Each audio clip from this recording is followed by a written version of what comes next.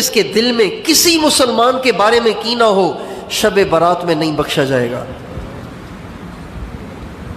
ساری دنیا بخشی جائے گی، وہ کمبخت اس رات میں بھی رہ جائے گا.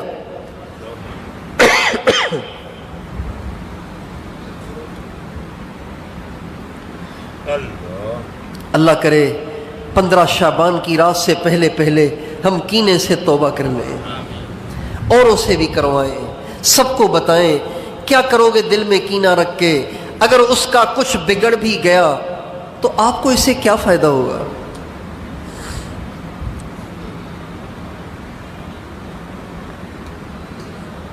اس نے آپ کے ساتھ زیادتی کی ہے، آپ اسے معاف کر دیں، درگزر کر دیں. انتقام لے کے کیا کریں گے آپ؟ انتقام لینے سے اگر کوئی کسی پہ زیادتی ہو پھر وہ اس سے بدلہ لے لے، تو بدلہ لینے سے کیا اپنا جو نقصان ہوا ہے وہ واپس آ جاتا ہے؟ بتائیے. ہاں جی، انتقام لینے سے اپنا نقصان واپس آ جاتا ہے؟ ایسے تو نہیں ہوتا. بس ایک اندر کی آگ ہے جو ٹھنڈی ہوتی ہے، اور تو کچھ بھی نہیں ہوتا.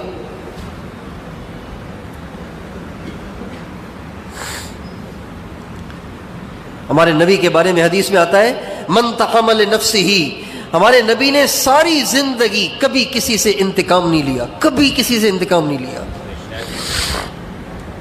آپ کے ساتھ کیا کچھ ہوا، لوگوں نے کیا کچھ کیا آپ کے ساتھ، کتنی زیادتیاں کیں، کتنی اذیتیں دیں، کتنا آپ کا دل دکھایا، کتنی آپ کی دل آزاریاں کیں. مارنے والوں نے مارا، دھکے دینے والوں نے دھکے دیے، بے عزتی کرنے والوں نے بے عزتیاں کیں. آپ نبیوں کے امام ہیں، نبیوں کے سردار ہیں، لیکن آپ نے کبھی اس تک بھی نہیں کہا کسی کو.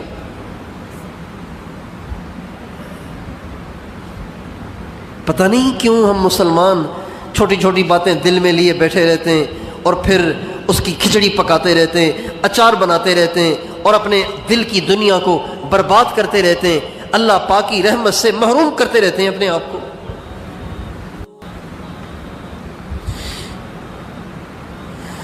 چھوٹی چھوٹی باتوں پہ، بڑی بات بھی نہیں، چھوٹی چھوٹی باتوں پہ. ایک رشتہ دار دوسرے رشتہ دار سے اس لیے ناراض ہو گیا کہ جی اس نے جو بیٹے کی شادی کی نا، اس میں جو کارڈ تقسیم کی اس میں میرا نام آخر میں کیوں لکھا تھا؟ ارے اللہ تیرا بھلا کرے، تو آخر میں لکھنے سے تو چھوٹا ہو جائے گا یا اوپر لکھنے سے بڑا ہو جائے گا؟ یہ کوئی بات ہے ناراض ہونے کی اور دل میں بغض رکھنے کی؟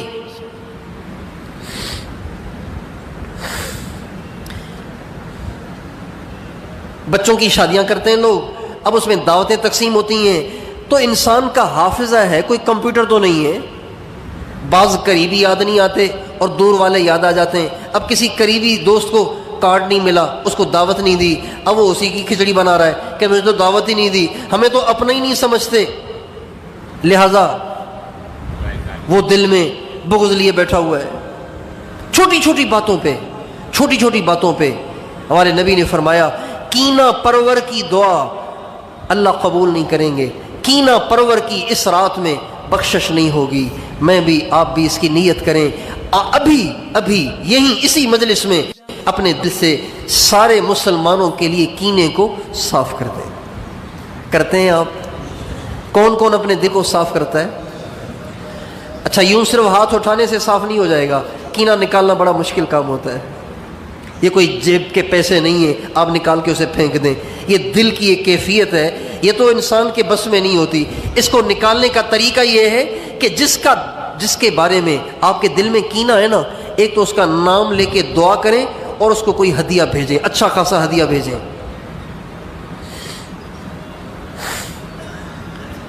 500 روپے کلو والی مٹھائی، 800 روپے کلو والی مٹھائی، 1 کلو ڈبہ لے کے خود اس کے گھر جا کے دے کے آ جائے کہ جی یہ میں آپ کے لیے لایا تھا، کافی دن ہو گئے تھے ملاقات ہوئے.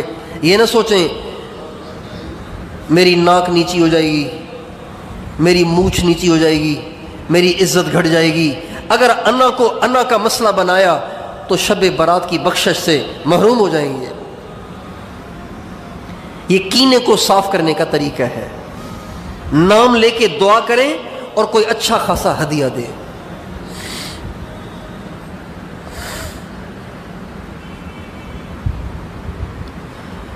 تو کینہ پرور کی دعا اللہ قبول نہیں کریں گے، اس کی بخشش نہیں ہوگی۔ تیسرا شخص جس کی اس رات میں بھی بخشش نہیں ہوگی وہ ہے جو رشتہ داروں سے تعلق توڑے ہوئے ہے۔ رشتہ داروں سے مراد، سنیے، رشتہ داروں سے مراد ماں اور باپ کی طرف سے جو رشتہ دار بنتے ہیں، مثلا باپ کی طرف سے چچا، تایا اور پھوپھی اور ان کی اولادیں، ماں کی طرف سے ماموں، خالہ اور ان کی اولادیں، یہ رشتہ دار ہیں۔ ان میں سے کسی سے بائیکاٹ کیا ہوا ہے، تعلق توڑا ہوا ہے، آنا جانا بند کیا ہوا ہے، لینا دینا بند کیا ہوا ہے، شب برات کی بخشش سے محروم ہو جائے گا، نہیں بخشے گا اللہ اسے شب برات میں، چاہے لمبے سجدے بھی کر لے، چاہے اپنے مصلی کو آنسوں سے گیلا بھی کر لے، اللہ اس کو معاف نہیں کرے گا۔ اس لیے اگر ہم میں سے کوئی اپنے رشتہ دار سے ٹوٹا ہوا ہے، اللہ کے واسطے آپ اس کے پاس جائیں، اپنی انا کا مسئلہ مت بنائیں، بے شک وہی قصوروار ہو، اس کو آنا چاہیے نا معافی مانگنے کے لیے، قصوروار بے شک وہ ہو، پہل آپ کریں، اللہ آپ سے راضی ہو جائے گا۔ ایک عجیب واقعہ مجھے یاد آ گیا، حضرت امام حسین اور حضرت محمد بن حنفیہ، یہ دونوں بھائی ہیں آپس میں، حضرت علی کے دونوں بیٹے ہیں، امام حسین تو حضرت فاطمہ سے ہیں اور حضرت محمد بن حنفیہ یہ حضرت علی کی ایک اور بیوی سے ہیں، اور وہ حضرت علی کی وہ بیوی سندھی تھی۔ کبھی سنا ہے آپ نے یہ؟ ہاں آج سن لیں، حضرت علی کی وہ بیوی سندھی تھی، سندھ کی رہنے والی تھی، ان سے ہیں یہ محمد بن حنفیہ۔ یہ میں نہیں کہہ رہا ہوں، یہ حضرت مخدوم محمد ہاشم ٹھٹوی رحمۃ اللہ علیہ ہمارے سندھ کے بہت بڑے محدث گزرے، جیسے ہندوستان میں محدث گزرے حضرت شاہ ولی اللہ رحمۃ اللہ علیہ، یہ انہی کے زمانے کے، انہی کے پائے کے محدث ہیں۔ انہوں نے لکھا ہے کہ حضرت محمد بن حنفیہ کی جو ماں تھی وہ سندھ کی تھی، حضرت علی کی اہلیہ۔ تو محمد بن حنفیہ اور امام حسین، ان دونوں کے درمیان تھوڑی سی رنجش ہو گئی، کسی بات پہ رنجش ہو گئی۔ 3 دن گزر گئے، جب 3 دن پورے ہوئے تو حضرت تیسرے دن حضرت محمد بن حنفیہ نے حضرت امام حسین کو پیغام بھیجا، خط بھیجا اور کہا، بھائی جان، اللہ کے نبی کا ارشاد ہے کہ 3 دن سے زیادہ جدائی نہیں ہونی چاہیے، 3 دن سے زیادہ جدائی ناجائز ہے، 3 دن سے زیادہ قطع تعلقی ناجائز ہے، حرام ہے۔ تو اب آج تیسرا دن ہے، تو 3 دن کے بعد تو گناہ شروع ہو جائے گا، تو میرا تو دل کر رہا ہے کہ میں آپ کو منانے آ جاؤں، لیکن میرا درجہ چھوٹا ہے، آپ کا درجہ بڑا ہے، آپ منانے آ جائیں گے تو یہ زیادہ مناسب ہے۔ اس سے پہلے کہ میں منانے آ جاؤں، آپ کو چاہیے کہ آپ اپنے رتبے کے لحاظ سے آپ مجھے منانے آ جائیں۔ جب حضرت محمد بن حنفیہ کا یہ خط امام حسین کو پہنچا، اسی وقت دوڑے آئے اور آ کے محمد بن حنفیہ کو منا لیا۔ سمجھ گئے نا آپ؟ حضرت محمد بن حنفیہ چاہتے تھے کہ میں مناؤں، لیکن کہتے تھے کہ جو جائے گا نا، پہل کرے گا، اس کو اجر زیادہ ملے گا۔ تو زیادہ اجر کا مستحق تو زیادہ درجے والا ہے نا، چھوٹے درجے والے کو زیادہ اجر ملنا چاہیے یا بڑے درجے والے کو زیادہ اجر ملنا چاہیے؟ بڑے درجے والے کو زیادہ اجر ملنا چاہیے۔ لہٰذا انہوں نے امام حسین سے درخواست کی کہ چونکہ آپ کا درجہ بڑا ہے، آپ آل رسول سے ہیں، آپ حضرت اللہ کے نبی کی بیٹی کی اولاد سے ہیں، لہٰذا آپ مجھے منانے آ جائیں، ایسے نہ ہو کہ یہ اجر میں کما جاؤں اور آپ پیچھے رہ جائیں، حالانکہ آپ کا درجہ بڑا ہے۔ چنانچہ امام حسین منانے چلے گئے۔ اس لیے ہمیشہ کے لیے اس بات کو ذہن نشین کر لیں کہ جب کبھی بھی اپنوں سے رنجشیں ہو جایا کریں تو پہل آپ کر لیا کریں، چونکہ پہل کرنے والے کا درجہ زیادہ بڑا ہے۔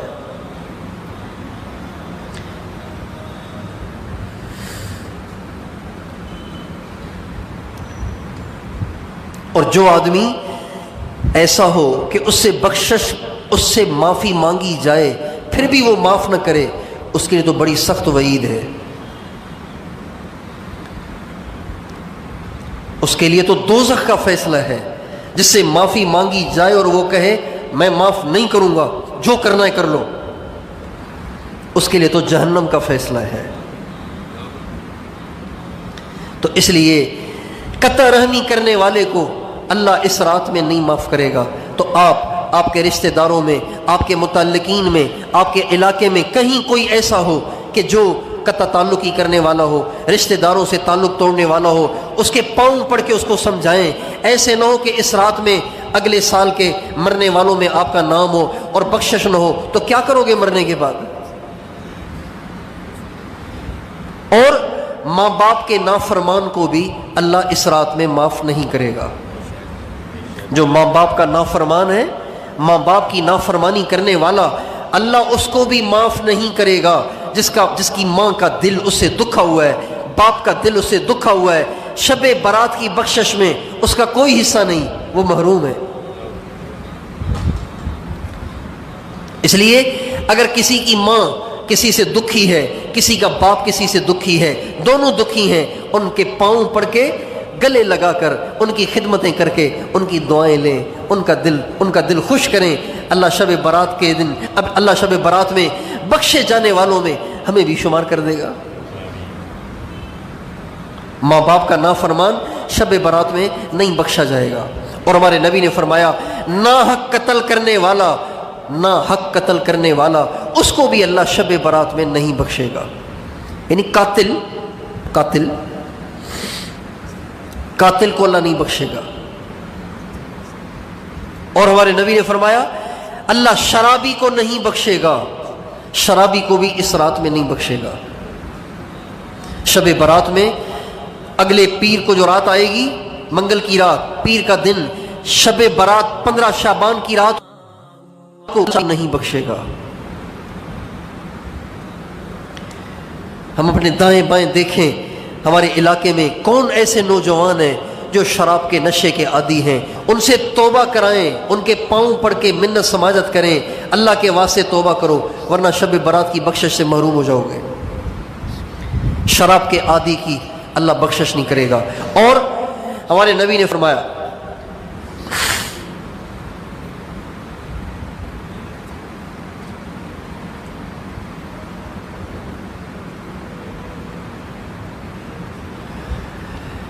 اور ٹخنا ڈھانکنے والے کی بخشش نہیں ہوتی. اس رات میں ٹخنا ڈھانکنے والے کی بخشش بھی نہیں ہوتی. جس کی شلوار اس کے ٹخنوں پہ پڑ رہی ہو، اس کے ٹخنے ڈھکے ہوئے ہوں، مرد، عورت نہیں، عورت کے تو ٹخنے ڈھکے ہوئے ہونے چاہیے. جس مرد کی شلوار اس کے ٹخنوں تک جا رہی ہو، اس کے ٹخنے ڈھکے ہوئے ہوں، ٹخنے ڈھکنے کا وہ عادی ہو، اس کی بھی بخشش نہیں ہوگی. پتہ نہیں کیوں اس میں سستی کرتے ہیں، سمجھ میں نہیں آتی بات کہ دیندار لوگ بھی اس میں سستی کرتے ہیں. خواہ مخواہ پانچا نیچے جا رہا ہے، اچھا پھر کہو تو پھر ایک دم اوپر کر لیتے ہیں. بھائی آپ اتنی لمبی شلواریں کیوں سلواتے ہیں کہ آپ کے 5 ٹخنوں پہ پڑ رہے ہیں؟ آپ شلوار ہی چھوٹی سلوائیں. جب آپ کو شلوار چاہیے ہی اتنی کہ اس میں ٹخنے نہ ڈھکیں، تو لمبی شلوار سلوانے کا مطلب کیا ہے؟ ایک آدمی اتنی لمبی ٹوپی پہنے جو اس کے کانوں تک آ رہی ہو، پھر اس کو بل دے رہا ہو. بھائی آپ چھوٹی ٹوپی لے لیں، اتنی بڑی ٹوپی آپ لیتے کیوں ہیں کہ پھر اس کو بل دے رہے ہیں آپ؟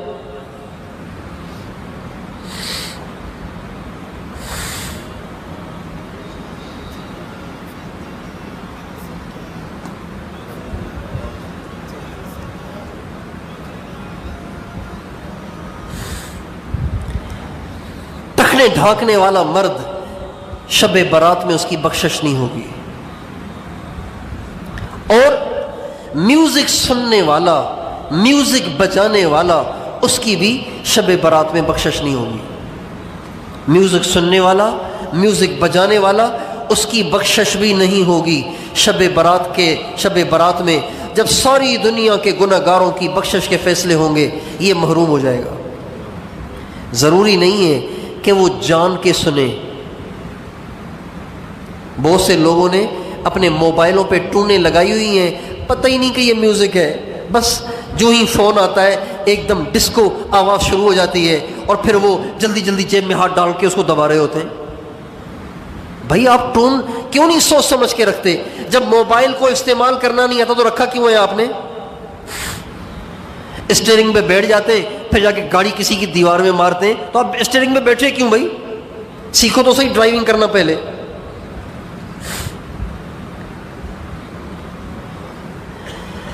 عام طور پر دیہاتیوں کو دیکھا ہے، دیہاتی ان پڑھ ایسے ایسے گانے انہوں نے لگائے ہوتے ہیں اور پھر نماز میں جلدی جلدی جیب میں ہاتھ ڈال رہے ہوتے ہیں بند کرنے کے لیے.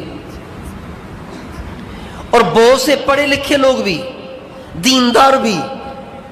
ابھی ہم سفر میں تھے تو ایک ساتھی ہمارے ساتھ باشرہ آدمی، ماشاءاللہ دیندار آدمی، پکا نمازی آدمی، ایسا گانا بجنا شروع ہو گیا اس کے. میں نے کہا یار ٹون تو تبدیل کرو، کیا ہو گیا یار؟ گناہ نہیں سمجھتے کیا اس کو؟ یہ سب اس وعید میں داخل ہیں کہ یہ شب برات میں نہیں بخشے جائیں گے جو میوزک سنتے ہیں. اچھا، بہت سے پڑھے لکھے دیندار لوگ اپنے موبائل پہ ایک ٹون آتی ہے Nokia tone, Nokia tone, Nokia tone, اس کو وہ سادہ ٹون سمجھتے ہیں. وہ سمجھتے ہیں یہ تو بہت سادہ ہے، حالانکہ وہ بھی میوزک ہے. اس کو غور سے سنیں، یہ بھی میوزک ہے. نوکیا ٹون بھی میوزک ہے. میوزک کسے کہتے ہیں؟ ہر وہ آواز جو ہلتی ہو، اپ ڈاؤن ہوتی ہو، ہلتی ہو، اس کو میوزک کہتے ہیں. سیدھی آواز کو میوزک نہیں کہتے.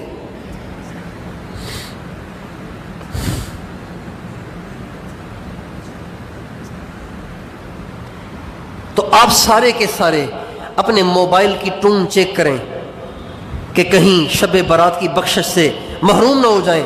آپ کی امی، آپ کے ابو، آپ کے بچے، آپ کے بھائی، آپ کی بہنیں کہیں شب برات کی بخشش سے اسی میوزک کی وجہ سے محروم نہ ہو جائیں. میوزک صرف فلم کی میوزک ممنوع نہیں ہے، صرف انڈیا کے گانے کی میوزک ممنوع نہیں ہے، ہر میوزک ممنوع ہے. اور ہمارے نبی نے فرمایا میوزک سے ایسے نفاق پیدا ہوتا ہے جیسے پانی سے زمین میں پودے اگتے ہیں. آپ جائیں گے نا کراچی، بارش کے دنوں میں کراچی جائیں گے نا تو دائیں بائیں دونوں طرف کی سڑکیں ایسی ہری بھری ہو جاتی ہیں جیسے مری میں پھر رہے ہیں.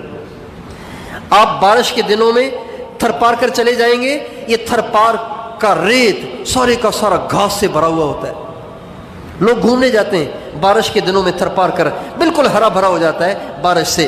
جیسے پانی سے پودے اگتے ہیں اور بنجر زمین آباد ہو جاتی ہے، ہمارے نبی نے فرمایا بالکل اسی طرح سے میوزک سننے سے دل میں نفاق پیدا ہوتا ہے. میوزک سننے والا ایک آخر منافق بن جاتا ہے. نفاق پہ مر گیا تو کیا بنے گا؟ اس لیے میوزک سے بچیں. اور حدیث میں آتا ہے کہ شب برات میں جو لوگ نہیں بخشے جائیں گے ان میں سے ایک ٹیکس وصول کرنے والا بھی ہے. ٹیکس وصول کرنے والا، بھتہ لینے والا، ٹیکس وصول کرنے والا، وہ بھی اس رات میں نہیں بخشا جاتا.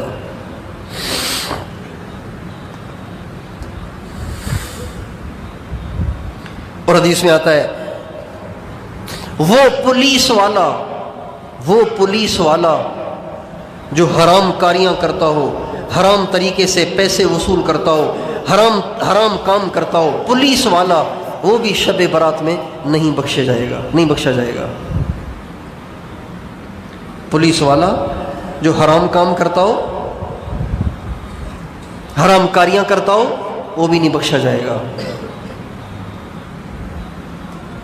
تو اللہ تعالیٰ مجھے، آپ کو، ہم سارے مسلمانوں کو ان ساری باتوں سے بچائے جن باتوں کی وجہ سے شب برات کی برکتوں سے محرومی ہو جائے گی، بخشش سے محرومی ہو جائے گی. ہم خود بھی ان باتوں سے بچنے کی کوشش کریں، اوروں کو بھی ان سے بچائیں. کریں گے کوشش انشاءاللہ.